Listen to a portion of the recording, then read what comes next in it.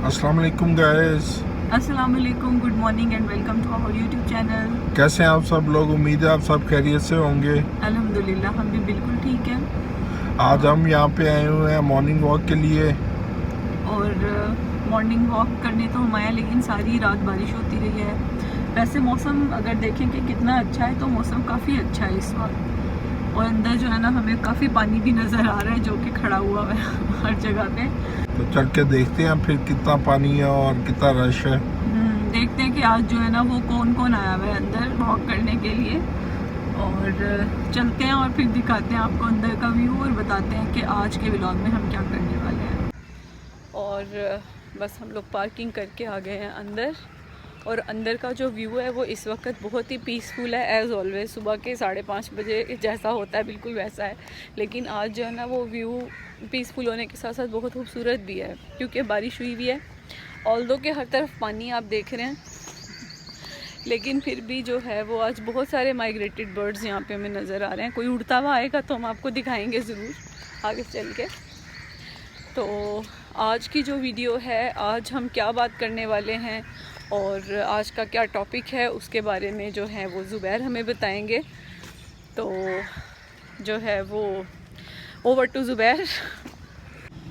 तो आज मैं आपको बताने वाला हूँ डायबिटीज़ के बारे में। इसकी टाइप्स कौन कौन से, इसके सिम्टम्स कौन कौन से हैं, इसको ट्रीट कैसे करते हैं और इससे बचा कैसे जा सकता है। इसके लिए डाइटरी हैबिट्स कौन कौन से अडॉप्ट करनी चाहिए, इसका प्रोग्नोसिस क्या होता है और इसका लॉन्ग टर्म आउटकम क्या होता है।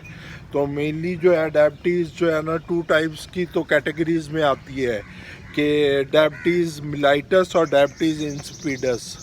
दोनों टाइप्स की डायबिटीज़ में आपको ज़्यादा प्यास लगती है और ज़्यादा यूरिन आता है, लेकिन इन दोनों को आपस में डिफ्रेंशिएट करना बहुत ज़रूरी है। डायबिटीज़ मिलाइटस में आपका ब्लड शुगर लेवल हाई होता है, जबकि डायबिटीज़ इंसिपिडस आपकी किडनी डिजीज़ की वजह से होती है। तो उसमें आपकी किडनी डिजीज़ आपको जो है ना बार बार आपको ज़्यादा प्यास और ज़्यादा यूरिन दे रही होती है। तो डायबिटीज़ मिलाइटस को कैसे पता चले कि आपको डायबिटीज़ मिलाइटस है, तो उसमें मेनली 3 चीज़ें होती हैं कि पोलीडिप्सिया यानी आपको प्यास ज़्यादा लगती है, पोलीफेजिया यानी आपको भूख ज़्यादा लगती है, और उसके अलावा पोलीयूरिया यानी कि आपको ज़्यादा पेशाब आता है। तो उसके अलावा अनएक्सपेक्टेड वेट लॉस होता है आपका, और आपको ब्लड विजन हो जाता है आपका, और इसके अलावा आपकी न्यूरोपैथी हो जाती है कि आपके नर्व सेल्स टिंगलिंग स्टार्ट हो जाती है आपकी। तो डायबिटीज़ करती क्या है बेसिकली, इसके ये जो इसके साइड इफ़ेक्ट्स हैं वो ये है कि रेटिनोपैथी, नेफ्रोपैथी एंड न्यूरोपैथी, यानी कि आपकी आँखों के पर्दों पे असर डालती है, आपके गुर्दों पे असर डालती है और आपके नर्व सेल्स पे असर डालती है। यानी कि आपके सबसे पहले पैरों की नर्व्स पे टिंगलिंग स्टार्ट हो जाती है, जैसे सुइयाँ चुभती हों, वैसे कीड़ियाँ चलती हों, ऐसा महसूस होता है। तो ये सारे की सारी चीज़ें होती हैं। अब कौन कौन सी टाइप्स की डायबिटीज़ होती हैं वो डिस्कस कर लेते हैं। Type 1 diabetes and type 2 diabetes and gestational diabetes. और टाइप 1 डायबिटीज़ क्या होती है, ये इंसुलिन डिपेंडेंट डायबिटीज़ होती है। इसका ऑनसेट यूजुअली बच्चों में होता है और अडल्ट्स में होता है, यानी कि ये यंग एज में ही हो जाती है। बच्चों में इसका ऑनसेट होता है, और उसके अलावा इसमें इंसुलिन डिपेंडेंट होती है। इसमें ऑटोइम्यून सेल्स बन जाते हैं against beta cells of pancreas. तो अगर मैं सिंपल वर्ड में बताऊं तो लबलबे के जो सेल्स होते हैं ना, जो कि इंसुलिन प्रोड्यूस कर रहे होते हैं, उनके अगेंस्ट एंटीबॉडीज़ बन जाती हैं जो कि उनको इंसुलिन बनाने से रोक देती हैं। तो इसलिए आपको इंसुलिन बाहर से लेनी पड़ती है। तो इसलिए आप इंसुलिन डिपेंडेंट हो जाते हैं टाइप 1 में। इसमें आपको इंसुलिन लेनी ही लेनी है हर सूरत में। जबकि टाइप 2 डायबिटीज़ में इंसुलिन इंडिपेंडेंट होती है। इसमें आप इंसुलिन ले भी सकते हैं और नहीं भी ले सकते। ले इस सूरत में सकते हैं कि अगर आपका लबलबा, आपका पैंक्रियास जो है वो इंसुलिन बनाना बंद कर दे, और नहीं ले सकते इस वजह से कि आपके जो पेरिफेरल टिश्यू हैं, यानी कि आपका जो मसल है, आपके जो ऑर्गन है, वो इंसुलिन को एक्सेप्ट ना कर रहे हों। यानी कि insulin basically is a hormone जो कि ग्लूकोज की अब्जॉर्प्शन के लिए बहुत ज़रूरी है। ग्लूकोज इसके बगैर अब्जॉर्ब नहीं होता और ना ही फंक्शन करता है। तो इसके लिए कि पेरिफेरल ऑर्गन की ग्लूकोज अब्जॉर्प्शन के लिए इंसुलिन ज़रूरी है। तो वो जब रेजिस्टेंस बढ़ जाती है ना, तो उस वजह से जो है ना वो इंसुलिन पे डिपेंडेंट नहीं रहते, वो पेरिफेरल सेल्स वो रेजिस्टेंट हो जाते हैं। तो उसके बाद जो है ना ये आपको डायबिटीज़ डेवलप हो जाती है।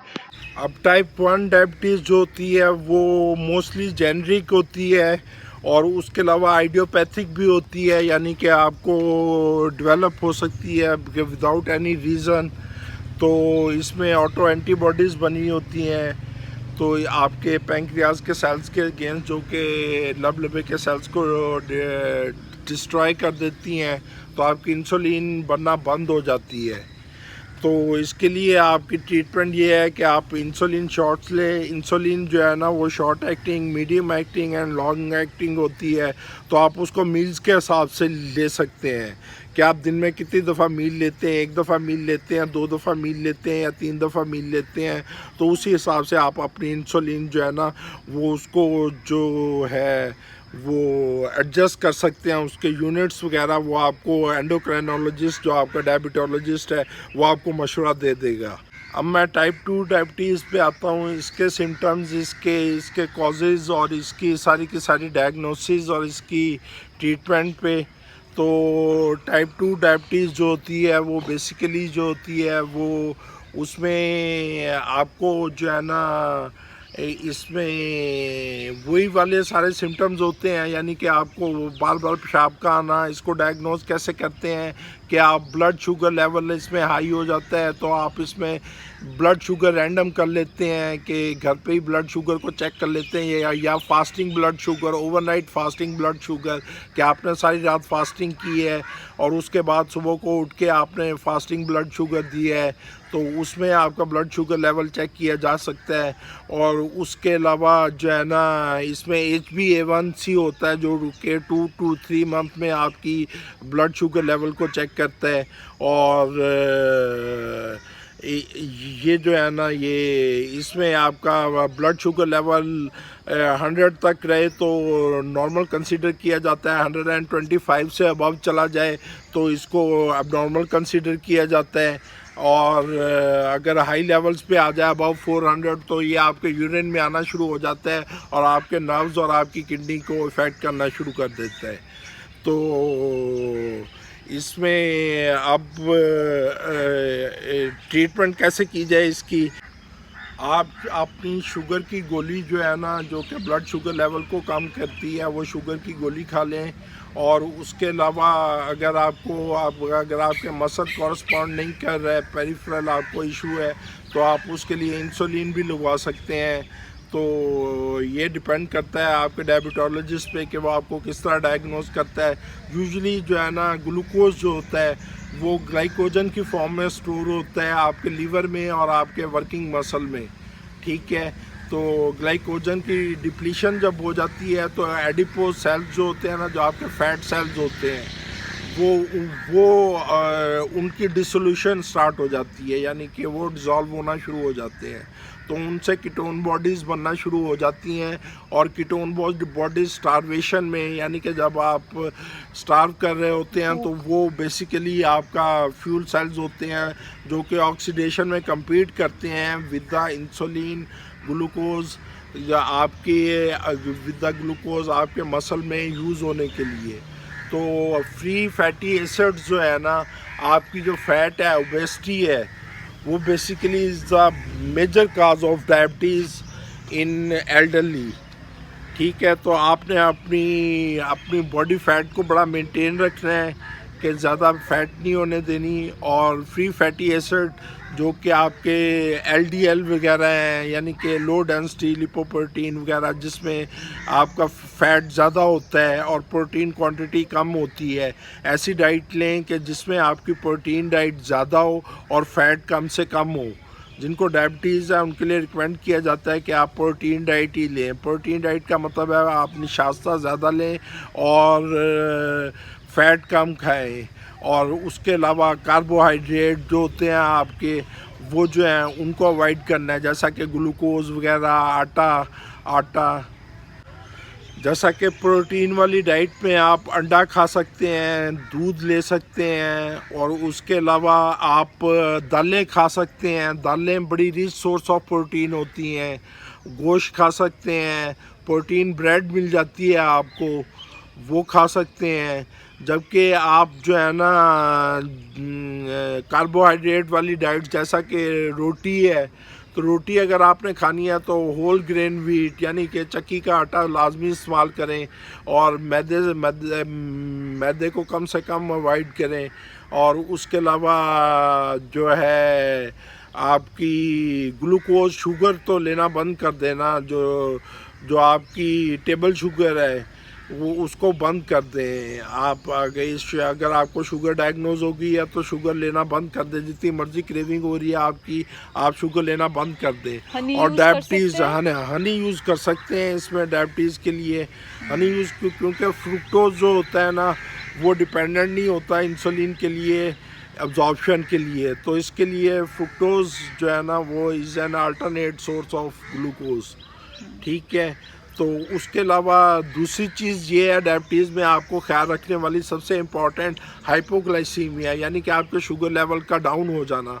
जो लोग इंसुलिन लगवाते हैं उनको ओवरडोज ऑफ इंसुलिन लगने से, या फिर एकदम इंसुलिन लगवा ली और खाना ना खा सके तो आपका शुगर लेवल फॉल कर गया बिलो 60, तो आपकी फेंटिंग हो सकती है, आप बेहोश हो सकते हैं, आपके नर्व सेल्स काम करना बंद कर सकते हैं, आपके मसल काम करना बंद कर सकते हैं। तो उसके लिए ज़रूरी है कि आप जो है ना अपने पास ग्लूकागॉन के शॉट्स रखें अपने पास।